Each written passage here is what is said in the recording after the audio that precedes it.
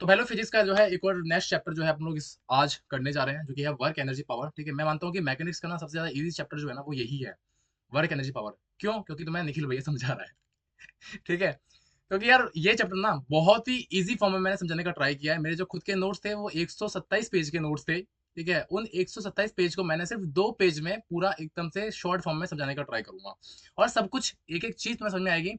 अगर तुमने work energy power ना अभी तक पढ़ा भी नहीं है ना, ठीक है, तुम्हें ना बहुत ज्यादा जो है मजा आने वाला है। तो मैं अगर बात करूं, सबसे पहले वो है तुम्हारा वर्क। वर्क क्या होता है भाई? वर्क जो है तुम्हारा एक स्केलर प्रोडक्ट है, पता है ना? एक मिनट, थोड़ा सा ना मुझे इसकी हाईलाइटेशन बढ़ा लेने दो। ठीक है, वर्क क्या है? वर्क एक स्केलर प्रोडक्ट होता है। इसका फॉर्मूला क्या होता है? डब्ल्यू इक्वल टू होता है एफ डॉट एस होता है। ठीक है, हाँ है ना?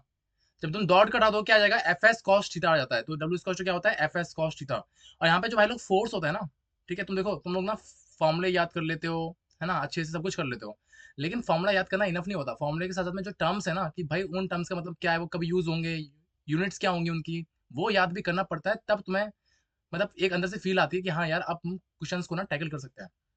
ठीक है, तो यहाँ पे फोर्स क्या है? तो भाई यहाँ पे फोर्स का हम लोग वो कंपोनेंट लेंगे जो डिस्प्लेसमेंट की डायरेक्शन में होगा। ध्यान रखना, फोर्स का वो कंपोनेंट लेंगे जो डिस्प्लेसमेंट की डायरेक्शन में होगा। जैसे कि यहाँ पे देखो,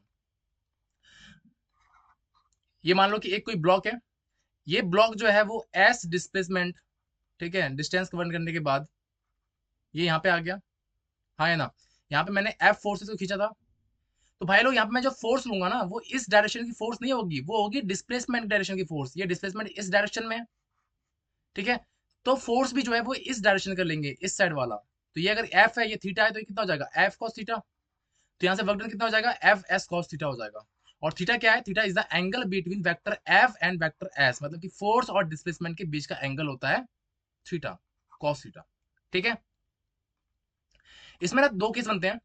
सबसे पहले केस होता है कि जब थीटा की वैल्यू कितना है, तो थीटा की वैल्यू क्या है? जीरो है, मतलब कि फोर्स और डिस्प्लेसमेंट क्या होंगे? सेम डायरेक्शन में होंगे। उस केस में वर्क डन जो होता है वो एफ इंटू एस के जो है वो क्या होता है? बराबर होता है। और जब थीटा की वैल्यू 180 होगी, मतलब कि फोर्स और डिस्प्लेसमेंट अपोजिट डायरेक्शन में होंगे, उस केस में क्या होता है? Work done, work done cost होता है माइनस एफ इंटू एस। ठीक है, नेगेटिव, और ये क्या है? पॉजिटिव है। क्लियर है? जैसे एक क्वेश्चन देखो, आज क्वेश्चन करेंगे, देख मजा मजा आएगा तो उसी में, क्योंकि ना क्वेश्चन करने से क्या होता है ना कि सारे कॉन्सेप्ट अच्छे से कवर हो जाते हैं। जैसे यहाँ पे दे रखा है फोर्स। फोर्स जो है वो 2i+3j-4k act on a body and displaces it from 2,0 2,1,0 to 3,4,2। फाइंड वर्क डन। ठीक है, तो अगर मैं बताऊं यहाँ पे, तो क्या लगा दोगे? W equals to F dot S, क्योंकि डिस्प्लेस हो रहा है फ्रॉम यहां से लेकर यहां तक। तो 210 मतलब कि 2i+j+k, के की वैल्यू कितनी है? जीरो है, तो मतलब जीरो के। आर टू वैल्यू कितनी हो जाएगी? आर टू इज 3i+4j+2k, हाँ या ना? ये डिस्प्लेस हो रहा है, मतलब डिस्प्लेसमेंट, तो डिस्प्लेसमेंट इसको कितना हो जाएगा? R two minus R one होता है, क्योंकि displacement is final minus initial. तो फाइनल क्या है? R two, initial is R one. R two minus R one कर दिया तो क्या मिल गया? i+3j+2k, हाँ है ना? तो यहां से अगर मैं वर्क डन निकालू तो वर्क डन क्या होता है? डब्ल्यू एफ डॉट आर होता है। तो फोर्स की वैल्यू तुम्हें पता है, फोर्स का वेक्टर तुम्हें पता है, ये रहा। आर तुमने निकाल लिया, डिस्प्लेसमेंट। ठीक है, तो इसमें क्या कर दोगे? डॉट प्रोडक्ट कर दोगे, तो आई का आई के साथ में, जे का जे के साथ में, के का के साथ में, तो तुम्हारे पास में आंसर आ जाएगा वर्क डन का, दैट इज 3 जूल। इजी है। अब देखो यार, यहाँ पे गलती कहाँ होती है वो देखो। अगर तुम्हें क्वेश्चन में दे रखा है ना कि फाइंड वर्क डन, फोर्स दे रखा है 2x, व्हेन बॉडी जो है डिस्प्लेस कर रही है from x equals to 1 to x equals to 3। भाई लोग यहाँ ध्यान रखना, f इक्वल्स टू 2x है, 2t नहीं है। x इक्वल्स टू 1 से लेकर x इक्वल्स टू 3 से जो है डिस्प्लेस कर रही है। अगर यहाँ पे तुम x की वैल्यू 1 रखोगे तो फोर्स अलग आएगा, x की वैल्यू 3 रखोगे तो फोर्स अलग आएगा, हाँ है ना? हाँ या ना? तो ये फोर्स कैसा हो जाएगा? ये वेरिएबल फोर्स है। ध्यान रखना, W equals to F dot S जो है ना, वो हम तभी यूज करेंगे जब फोर्स कांस्टेंट होगा। जैसे ऊपर फोर्स कांस्टेंट था, ये देखो, समझ में आ रहा है? फोर्स की वैल्यू हर जगह क्या है? सेम है। यहाँ पे क्या है? यहाँ पे अगर तुम एफ इक्वल्स टू 2x दे रखा है, x पुट करोगे अलग आएगी, ठीक है, मतलब कि 1 पुट करोगे अलग आएगी, और 3 पुट करोगे तो अलग आएगी फोर्स की वैल्यू। तो जब भी ना फोर्स वेरिएबल होता है तो उस केस में हम लोग इंटीग्रेशन मेथड को यूज करते हैं, डब्ल्यू इक्वल्स टू इंटीग्रेट, ठीक है, x1 to x2 f dot dx। ठीक है, इंटीग्रेशन मेथड यूज करोगे। या फिर अगर तुम्हें ग्राफ की फॉर्म में अगर कोई क्वेश्चन दे रखा है तो वर्क डन इक्वल्स टू होता है area under F x curve. ठीक है, और ध्यान रखना है जो भी हम रखेंगे ना वो प्रॉपर साइन के साथ रखेंगे, प्रॉपर साइन। जैसे कि क्वेश्चन देखो, क्वेश्चन दे रखा है, ये कोई ग्राफ है, ठीक है, इधर फोर्स की वैल्यू 10 है, इधर डिस्प्लेसमेंट 5 और 10 है, वर्क डन निकालना है। तो वर्क डन क्या होता है, work done is area under F x या एफ एस कर्व, फोर्स और डिस्प्लेसमेंट, ठीक है। तो एरिया, एरिया तो ये क्या वैल्यू तुम्हारा, क्या ये, तो क्या हो जाएगा लेंथ इंटू ब्रीथ, ठीक है, रेक्टेंगल लेना ये, तो क्या हो जाएगा लेंथ इंटू ब्रीथ, तो 10 इंटू 5 क्या हो जाएगा 50, और ये क्या है ट्रायंगल है, तो half into base into height, तो हाफ इंटू बेस कितना है 10 और 5, मतलब 10 माइनस 5 हो जाएगा ये डिस्प्लेसमेंट, तो 5 इंटू फोर्स 10, तो कितना आ गया 75 जूल। क्लियर है, क्लियर है। चलो नेक्स्ट क्वेश्चन देखो, वही वाला क्वेश्चन, जब x की वैल्यू कितनी है 1 मीटर है से लेकर x 3 मीटर और फोर्स वैल्यू दे रखी है ये, तो फोर्स कैसा वेरिएबल है, तो वेरिएबल फोर्स के लिए हम लोग क्या करते हैं, इंटीग्रेट मेथड, तो इंटीग्रेशन कर दो उसका, तो w equals to f dot dx, तो क्या दे रखा है 2x दे रखा है ना, तो f की वैल्यू पुट कर दो 2x, और dx तो है ही है, इंटीग्रेशन करोगे तो क्या जाएगा, इंटीग्रेशन में क्या होता है पावर ऐड हो जाती है, तो जितनी पावर ऊपर आती है उतनी पावर नीचे आएगी, तो 2x स्क्वायर हो जाएगा, तो स्क्वायर है तो ये वाली स्क्वायर वाली पावर क्या आ जाएगी नीचे भी आ जाएगी, है ना, 2 से 2 कैंसिल हो गया, तो क्या आ गया एक्स स्क्वायर। तो जब ना ये जो लिमिट होती है ना, ये लिमिट 1 से लेकर 3 तक है, तो जब भी तुम्हें ना लिमिट लिखनी पड़ती है ना भाई लोग सॉल्यूशन की फॉर्म में, ठीक है, तो तुम्हें करना पड़ेगा एक्स स्क्वायर माइनस 1, ठीक है, मतलब कि जो ऊपर वाली वैल्यू दे रखी है ना लिमिट वाली, वो पहले तुम लेते हो, तो क्या हो जाएगा 9 माइनस 1, तो कितना आ गया 8 जूल आ जाएगा, ठीक है। नेक्स्ट देखो एनर्जी, एनर्जी का ध्यान रखना भाई लोग, एनर्जी में ना यूनिट्स का भी, कि 1 जूल जो होता है वो 10⁻7 अर्ग के बराबर होता है, 1 इलेक्ट्रॉन वोल्ट होता है इसके बराबर इतने जूल के, और 1 कैलोरी होती है 4.18 जूल के, ठीक है। मैं अगर बात करूँ काइनेटिक एनर्जी की, तो काइनेटिक एनर्जी फॉर्मूला पता है सबको क्या होता है, हाफ एम स्क्वायर होता है, या बोल सकते हो काइनेटिक एनर्जी को क्या होता है पी स्क्वायर अपॉन 2 है मोमेंटम की फॉर्म में, है ना।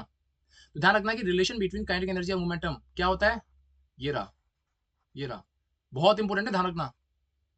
अब मैं बात करूँ कंजर्वेटिव फोर्स और नॉन कंजर्वेटिव फोर्स क्या होते हैं, ठीक है। तो भाई लोग कंजर्वेटिव फोर्स वो होता है कि work done bye such force not depend on path, ठीक है, जो पाथ पे डिपेंड नहीं करता है। भैया मतलब क्या है इसका, समझाता हूँ। नॉन कंजर्वेटिव फोर्स क्या होता है, जो पाथ पे डिपेंड करता है। जैसे कि मान लो कि ये तुम यहाँ से ना यहाँ पे जा रहे हो, ये ए पॉइंट है, ये बी पॉइंट है, ठीक है, तुम यहाँ से पहले इस पाथ से गए, फर्स्ट वाले से, फिर सेकंड से गए, फिर थर्ड से गए, ये डिपेंड नहीं कर रहा है, इसको घंटा फर्क नहीं पड़ रहा, ठीक है।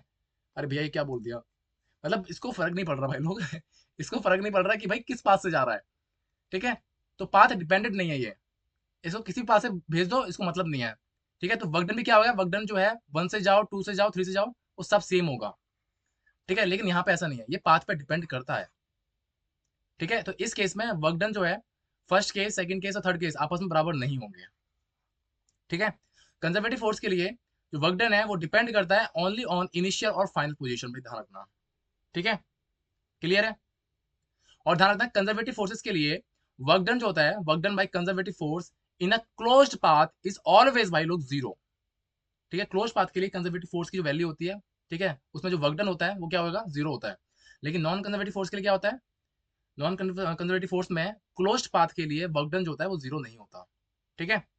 जैसे मैं अगर बात करूं कंजर्वेटिव फोर्स के एग्जांपल क्या क्या है, बहुत सारे हैं, जैसे ग्रेविटेशन फोर्स हो गया, स्प्रिंग फोर्स हो गया, इलेक्ट्रोस्टैटिक फोर्स हो गया, ये तुम्हारे क्या है कंजर्वेटिव फोर्स है, ध्यान रखना, बहुत इंपॉर्टेंट है ये।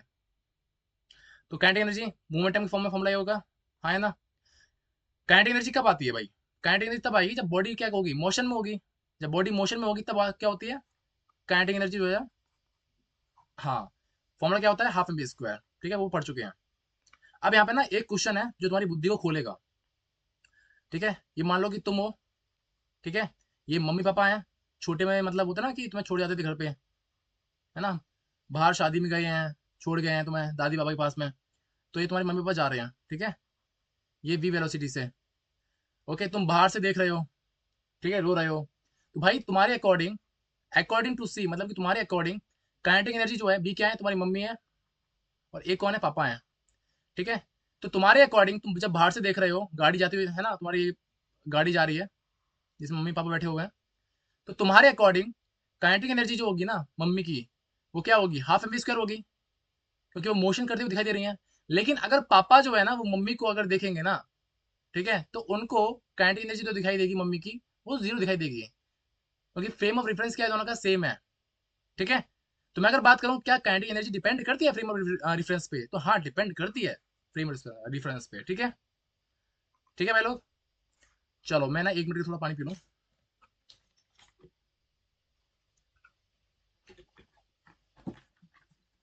नेक्स्ट वर्क एनर्जी थ्योरम, मजा आ जाएगा इसमें। वर्क एनर्जी थ्योरम में ना बस इतना ध्यान रखना है इसका फॉर्मूला कि work done by all the forces on the body is equal to change in kinetic energy of the body.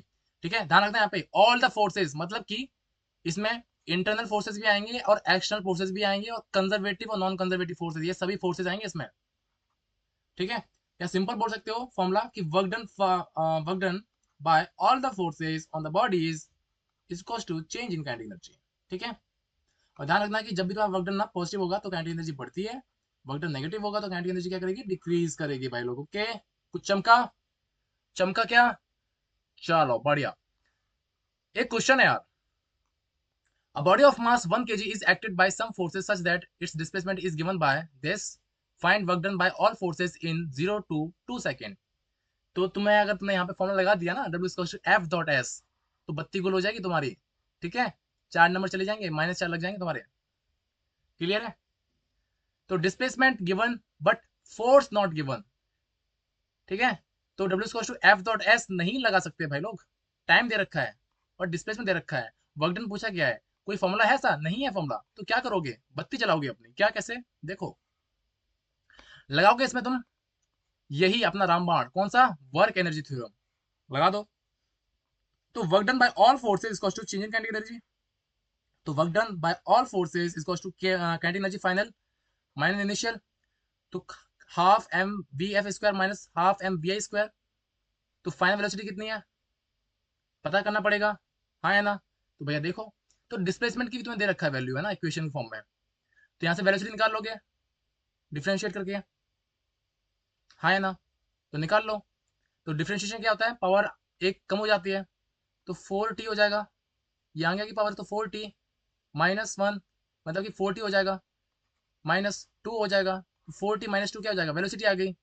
ठीक है, और तुम्हें टाइम पीरियड दे रखा है t=0 to t=2 सेकेंड, तो एक बार 0 पुट कर दो, एक बार 2 पुट कर दो, तो इनिशियल तुम्हारे पास में आ जाएगी -2, फाइनल आ जाएगी 6, यहाँ पे पुट कर दो तुम, और तुम्हें मास दे रखा है, दे रखा है ना, ये रहा मास 1 kg, कुछ नहीं करना भाई लोग।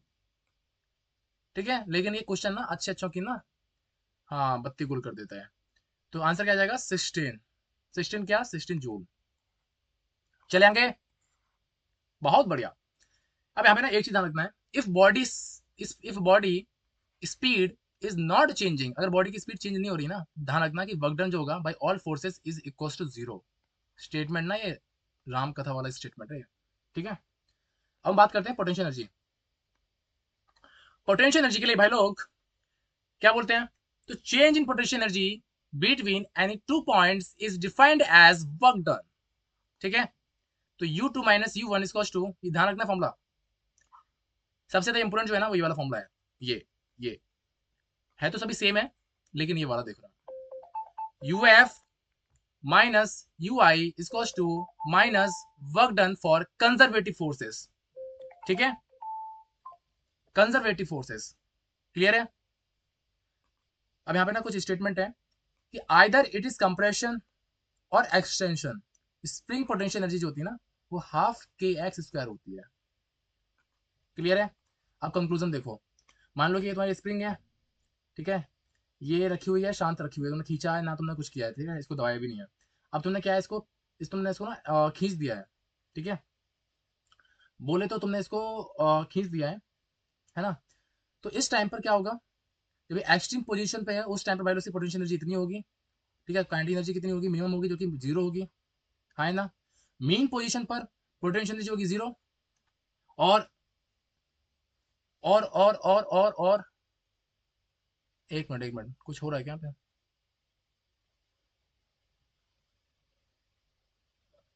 शायद कुछ गलत हो रहा है क्या, एक मिनट रुको। पोटेंशियल एनर्जी मिनिमम 0 होगी, बिल्कुल ठीक है, और काइनेटिक एनर्जी होगी ना ½ kx², काइनेटिक एनर्जी मैक्सिमम होगी ना इस टाइम पे, तो हाँ है ना, मीन पोजीशन पे। ठीक है, एक बार चेक कर लेना एक बार मैं ना, अदरवाइज मैं कमेंट में पिन कर दूंगा। टोटल एनर्जी कितनी होगी? टोटल एनर्जी होगी हाफ के एक्स स्क्वायर। ठीक है, क्लियर है? देखो, work done in pulling chain against gravity. मान लो कि कोई चेन रखी हुई है टेबल पे, हाँ है ना? ठीक है, तो ये चेन जो है जिसका मास क्या है, एम है, लेंथ कितनी है, एल है, L/3 जो है वो नीचे लटक रही है। सो वर्क डन जो है required to pull the hanging part to the table. ठीक है, मतलब कि ये जो चेन है इसको अगर मैं खींचूं, ठीक है, खींचने के लिए कितना वर्क डन करना पड़ेगा, अगर मैं ये जो नीचे वाला पार्ट है इसको अगर मैं ऊपर लाना चाहूँ, ठीक है, तो वर्क डन का सिंपल है, सिंपल है भाई लोग इसका, ये वाला फॉर्मूला ध्यान रख लो बस। वर्क डन इसका होता है mgl/2n²। यहाँ पे n क्या है, ये फ्रैक्शन है, fraction of length hanging over edge. ठीक है, एक क्वेश्चन भी अगर इस पे कर लोगे ना तुम, तुम्हारे कॉन्सेप्ट क्लियर हो जाएंगे। ठीक है, क्लियर है? भैया आप करा दो, है ना, लेकिन तुम लोग खुद करोगे। Next, law of conservation of energy क्या बोलता है कि change in kinetic energy plus change in potential energy इसको क्या होता है, जीरो होता है। This is law of conservation of energy, और कुछ नहीं होता ये। ठीक है, अब हम बात करने वाले हैं equilibrium of particle, stable, unstable और न्यूट्रल। मान लो कि ये तुम्हारा कोई क्या है, क्या बोल सकते हैं इसको, मान लो कि फुटबॉल है। ठीक है, फुटबॉल के अंदर तुमने ना कोई एक कॉइन रखा हुआ है, फिर कोई एक कंचे की बॉल रखी हुई है। ठीक है, ओके, तुम इसको ना कितना भी आगे पीछे कर लो, कुछ भी कर लो, ये कंचे की बॉल ना हमेशा इसी में आएगी, नीचे ही आएगी स्टेबल फॉर्म में। ठीक है, ऐसा तो नहीं होगा कि यहाँ पहुंच जाइए, हाँ है ना? एक बार अगर तुम अपनी बुद्धि लगा के सोचोगे तो ये बॉल ना यही रहेगी। ठीक है, चाहे तुम इसको आए कर लो, कितना भी कर लो। ठीक है, ओके, तो if we displaces body it return back to the stable equilibrium. इस केस में एफ नेट कितना होगा, जीरो होगा। ठीक है, और d² u/dx² की वैल्यू जो है भाई लोग वो जीरो से ज्यादा होगी, जो कि मिनिमम का केस है। ठीक है, मतलब कि पॉजिटिव होगी इसकी वैल्यू। ठीक है, मैं अगर बात करूँ अनस्टेबल केस क्या होता है, अब तुमने ना जो ये बॉल है इसके ऊपर रखा हुआ है, ये वाली कंचे की बॉल। ठीक है, अगर ये हल्की सी भी इधर उधर होगी तो क्या हो जाएगी, अनस्टेबल हो जाएगी। तो if we displace that ball body, ठीक है, it will move toward stable equilibrium. Clear है? ठीक है, तो ये वाला केस भी देख लेंगे। और ये क्या है, ये तुम्हारा ग्राउंड पर रखा हुआ है। ठीक है, न्यूट्रल केस है, इसकी वैल्यू क्या होती है, जीरो के बराबर होती है। ठीक है भाई लोग, क्वेश्चन करते हैं, क्वेश्चन समझ में आएगा तो। क्वेश्चन बोला गया है, find position of equilibrium and also type of equilibrium. बताना है कि कौन सा इक्विलिब्रियम है और पोजीशन क्या इक्विलिब्रियम की। तो तुम्हें दे रखा है पोटेंशियल एनर्जी की x² - 8x।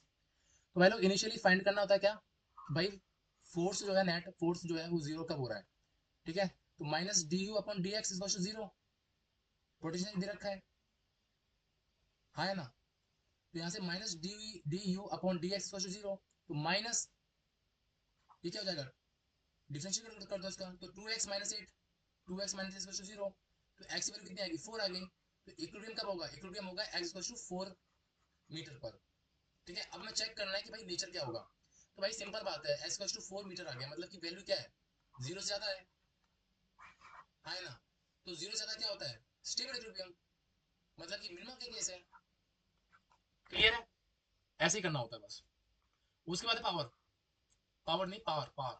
ठीक है, बोलोगे भैया तुम्हारा प्रोनाउंसिएशन गलत है, यार मैं क्या करूँ यार, मेरी इंग्लिश स्ट्रांग ही नहीं है। नेक्स्ट पावर क्या होता है, पावर पावर पावर पावर होता है भाई लोग तुम्हारा Δw/Δt। ठीक है, चेंज इन वर्क डन। अगर तुम्हारा ना फोर्स जो है वेरिएबल है, तो उस केस में इंस्टेंटेनियस पावर होगी। ठीक है, ये फॉर्मूला लगता है। एक वॉट जो होता है वो 1 जूल पर सेकंड के बराबर होता है। एक हॉर्स पावर जो होती है वो 746 वाट के बराबर होगा। और 1 किलोवाट आवर, है ना, एक किलोवाट घंटा जो होता है वो बराबर होता है 3.6 × 10⁶ जूल के। बहुत इंपॉर्टेंट है ये, ध्यान रखना। 2022 या 2021 का क्वेश्चन देख लेना, सीधा यहाँ से ये आया था किलोवाट घंटे के रिगार्डिंग कुछ। ठीक है, मुझे तो ध्यान नहीं है, वो चेक कर लेना। सिंपल क्वेश्चन बनते हैं, तब मैं तुम्हें ना एडवांस लेवल के क्वेश्चन करा रहा हूँ यहाँ पे, थोड़ा कॉन्सेप्ट करा रहा हूँ। ठीक है, उसके बाद कंजर्वेशन ऑफ मोमेंटम। तो ये रूल हमें ये बोलता है कि इनिशियल मोमेंटम जो होता है भाई लोग वो फाइनल मोमेंटम, ठीक है, इनिशियल और फाइनल मोमेंटम क्या होते हैं, रिमेन कंजर्व रहते हैं। मतलब कि m1u1 + m2 = m1v1 + m2v2। ठीक है, अब हम बात करने वाले हैं सबसे ज्यादा इंपॉर्टेंट चीज के बारे में, जो कि है तुम्हारा favourite topic, that is collision. तो भाई लोग फिजिक्स में बहुत तुम गलत पढ़ते हो। क्या गलत पढ़ते हो इन फिजिक्स? मेरी ना देखो यार, मेरी ना इंग्लिश बहुत खराब है, ये मैंने खुद के हिंदी के फॉर्म में ट्रांसलेट किया था। ठीक है, so in physics this does not mean that two things collide with each other, ठीक है। अगर कोई दो चीज आपस में टकरा रही हैं, ठीक है, उसका मतलब कोलिजन नहीं होता फिजिक्स में। फिजिक्स अलग है भाई लोग। फिजिक्स क्या है? फिजिक्स इमोशन है, फिजिक्स प्यार है। तो भैया क्या मतलब है कोलिजन का? ठीक है, तुम्हें लग रहा होगा भैया तो आज मतलब बड़े मूड में नजर आ रहे हैं। तो भाई भैया की तबीयत थोड़ी सी ना सही हो गई है, इंप्रूवमेंट हो रहा है, ठीक है। भगवान भला करे, है ना। लेकिन शुरुआत पहले मेरे से करे, है ना। तो भाई लोग कोलिजन इज, फिजिक्स में अगर हम बात करें कोलिजन क्या होता है, कोलिजन भाई लोग मतलब होता है कि किसी एक चीज की वेलोसिटी या मोमेंटम दूसरी चीज की वेलोसिटी या मोमेंटम को इफेक्ट करता है ना, ठीक है, उसे बोलते हैं कोलिजन। कोलिजन में ना यहाँ पे तुम्हें दो टर्म दिखाई देंगे, एक तो हेड कोलिजन, दूसरा होता है ऑब्लिक कोलिजन। हेड कोलिजन क्या होता है भाई लोग, ठीक है, मतलब कि सीधा ना हेड से हेड जो है ना कोलाइड कर जाए, ठीक है। छोटे में याद याद आ रही है ना लड़ाई, वो छोटे भाई बहनों से जब तुम लड़ाई करते थे सीधा, मम्मी बोलती थी तेरा सर लेके, ठीक है, तुम दोनों का सर लेके ना आपस में मैं बढ़ा दूंगी, ये कर दूंगी ना, मतलब होता था, है ना। शायद तुम्हें पता भी नहीं है ना। हाँ।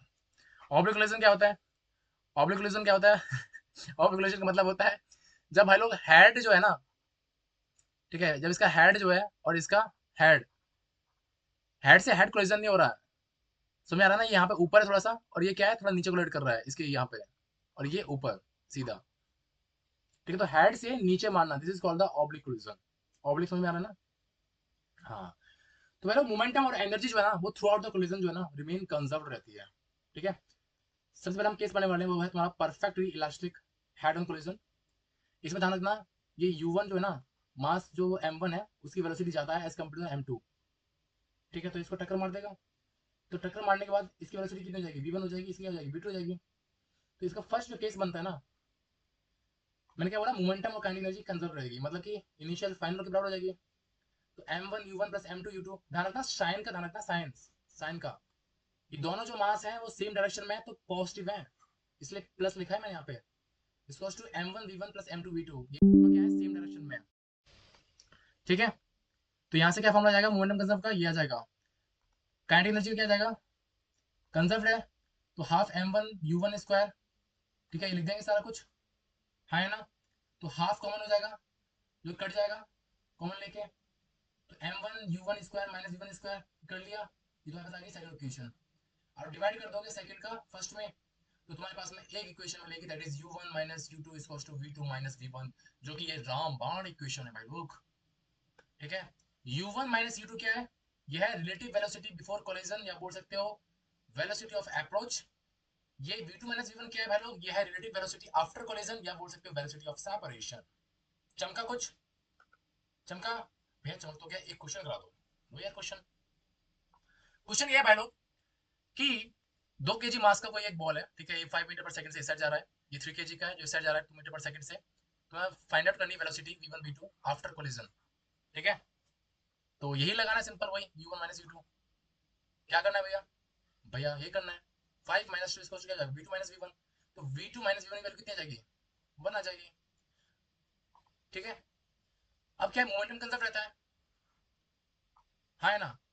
तो इनिशियल मोमेंटम फाइनल मोमेंटम के बराबर हो जाएगा, तो m1 u1 plus m2 u2 put कर दोगे, ये आ जाएगी सेकंड इक्वेशन, ठीक है। तो v2 माइनस v1 क्या आया था, 3 आया था, और 5v1 प्लस 3v2 इसको 16 आ गया है। तो हमें ना यहाँ से v2 या v1 की वैल्यू निकालनी होगी, तो क्या सही रहेगा, ये तो किया ना इक्वेशन, तो फर्स्ट वाली इक्वेशन 5 का इंटू कर दो, तो क्या आ जाएगा 8v2 इक्वल्स टू 31, तो यहाँ से v2 वैल्यू आ जाएगी 31/8 मीटर पर सेकंड। भाई तो v2 आ गई है, लेकिन v1 कैसे आएगी, v2 आ गई यार, किसी एक इक्वेशन में जो है इसमें पुट कर दो v2 वैल्यू, तो v1 आ जाएगी, ठीक है, निकाल लोगे। चलो उसका है कोएफिशिएंट ऑफ रेस्टिट्यूशन, जिसे रिप्रेजेंट करते हो e से, ये क्या बताता है, ये रिप्रेजेंट करता है वैल्यू टाइप्स ऑफ कोलिजन को, भाई कोलिजन कैसा हुआ है, ठीक है। और कोएफिशिएंट ऑफ रेस्टिट्यूशन का वैल्यू कोई भी ना यूनिट नहीं होता, क्यों, क्योंकि इसका फॉर्मूला होता है velocity of separation upon velocity of approach, दोनों ऊपर नीचे क्या है, वेलोसिटी है, क्या ही यूनिट हो गया ना, यूनिट है ही नहीं इसकी, ठीक है। तो ई इक्वल्स टू एक और होता है इसका कि relative velocity before separation upon relative velocity after separation, ठीक है। आप बोल सकते हो v2 minus v1 upon u2 minus u1, ठीक है। बहुत सिंपल फॉर्म में समझाने की ट्राई कर रहा हूँ, वरना वर्क एनर्जी पावर में ना लोगों के ना तोते उड़ जाते हैं, ठीक है। अगर ए की वैल्यू 1 है, मतलब कि वो केस होगा परफेक्टली इलास्टिक कोलिजन का। जैसे कि बॉल को हमने नीचे फेंका भाई लोग, बॉल उतना ही डिस्टेंस कवर करके फिर से वापस आ गई। जैसे मान लो कि ये बॉल है, मैं नीचे फेंक दिया, फिर से बॉल वही डिस्टेंस कवर करके आ गई। वो ना छोटी में एक बॉल आती थी ना, अंडी वाली बॉल क्या बोलते थे उसको, फेंकते थे उतने ही वो शल के ऊपर आती थी, तो वो उसका परफेक्टली इलास्टिक कोलिजन मूवमेंट होता था। ठीक है। सेकंड, ई इक्वल्स टू 0 जब इनइलास्टिक कोलिजन होगा। कौन सा? Perfectly inelastic collision. ठीक है। जैसे जब दो बॉडी आपस में जो पहले स्टिक कर जाती है ना कोलिजन के बाद, ठीक है, तो वो होता है इनइलास्टिक, परफेक्टली इलास्टिक केस होता है। थर्ड जो है ये वाला केस है। ठीक है। नेक्स्ट, एक केस बनता है important situation in elastic collision. ठीक है। जब ए की वैल्यू क्या है? 1 है। ए की वैल्यू 1 है मतलब क्या होगा केस? Perfectly elastic collision. ठीक है। ये मास m1 है, वेलोसिटी कितनी है? u1 है, इसकी m2 की u2 है। कोलिजन के बाद v1 v2। ठीक है। तो v1 v2 कैसे निकालेंगे? फॉर्मूला है। क्लियर है? अब परफेक्टली इलास्टिक कोलिजन में भी ना केस डिफरेंट डिफरेंट आते हैं। कैसे भैया? भाई यहाँ पे ना मास डिफरेंट डिफरेंट था, वेलोसिटी निकाल लोगे, लेकिन अगर मास दो बॉडी का अगर वैल्यू सेम है, ठीक है, अगर m1 m2 सेम है, ठीक है, तो उस केस में क्या करोगे? तो if in elastic collision mass is same, ठीक है, और हेड एंड कोलिजन हो रहा है, तो वेलोसिटी का वैल्यू इंटरचेंज हो जाता है। ध्यान रखना क्या है, मास अगर सेम है तो वेलोसिटी का जो है इंटरचेंज हो जाता है। v1 जो है वो u1 के बराबर हो जाएगी और v2 जो है वो u2 के बराबर हो जाती है। कैसे? देखो यार, क्वेश्चन तो है सामने। ये 2 kg का मास है, 10 मीटर पर सेकंड, 10 मीटर पर सेकंड की स्पीड से जा रहा है। ठीक है, मैं थोड़ा फास्ट बोलने का ट्राई करूँ, प्लीज माफ कर देना, गुस्सा मत करना प्लीज। ठीक है। और ये 2 kg का मास है जो कि अपोजिट डायरेक्शन में जा रहा है 1 मीटर पर सेकंड से।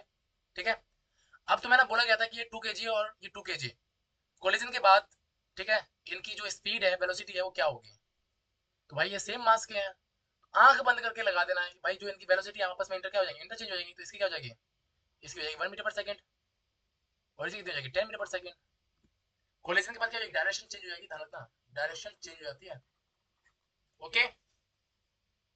सेकंड केस बोले तो, सेकंड केस भाई लोग, अगर m2 ज्यादा है as compare to the m1 और m2 जो है रेस्ट पे है, जब m2 रेस्ट पे है मतलब कि उसकी वेलोसिटी कितनी हो जाएगी? 0 हो जाएगी। m2 मतलब है, मान लो कि ट्रक है, और m1 क्या है? साइकिल है। ठीक है। तो उस केस में v1 की वैल्यू जो होगी वो माइनस u1 होती है और v2 वैल्यू होगी 0। जैसे मान लो कि यार मैं अगर तुम्हें बताऊं,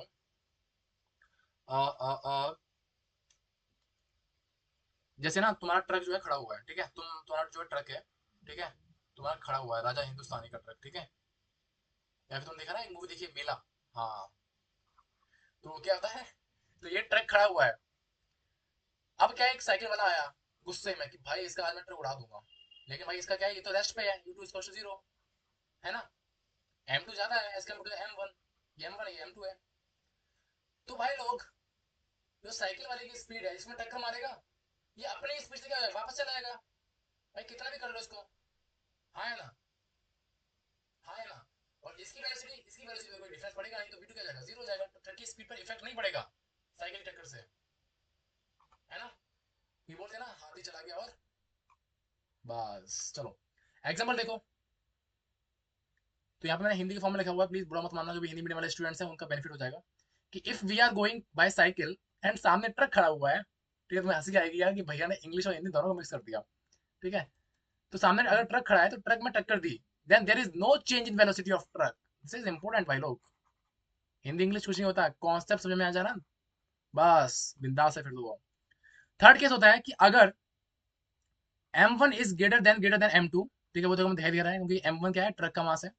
और m2 क्या है? m2 रेस्ट पे है, मतलब कि अब तुम्हारी साइकिल जो है क्या है? अब तुम्हारी साइकिल जो है रेस्ट पे है। ठीक है। अब अब जो है ना, मौका आ गया राजा हिंदुस्तानी के पास में, ठीक है, अपना बदला लेने के लिए। तुम वो रेस्ट पे, साइकिल तुम्हारी रेस्ट पे है। ठीक है। तो ये क्या है? इनकी विवन स्पीड से आ रहे हैं, ये टक्कर दे दी तुम्हें।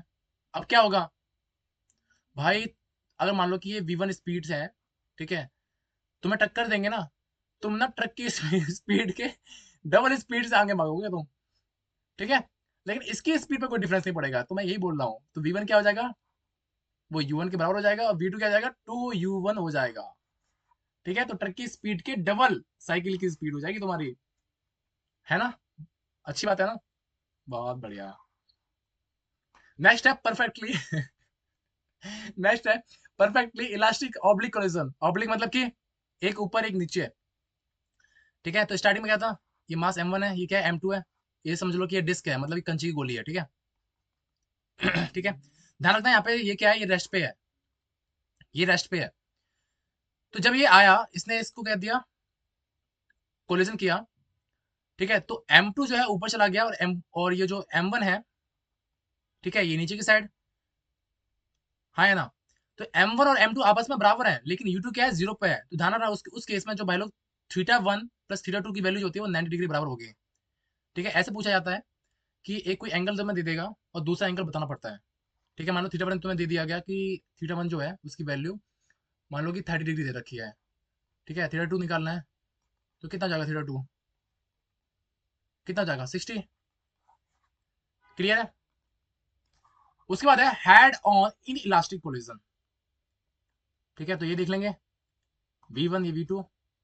उसके बाद यहाँ पे ना ये मैंने लॉस ऑफ काइनेटिक एनर्जी लिख दिया है, लेकिन ये पूछता नहीं है, ठीक है। लेकिन तब भी इसको देख लेना, इसका फॉर्मूला, ठीक है, क्लियर है।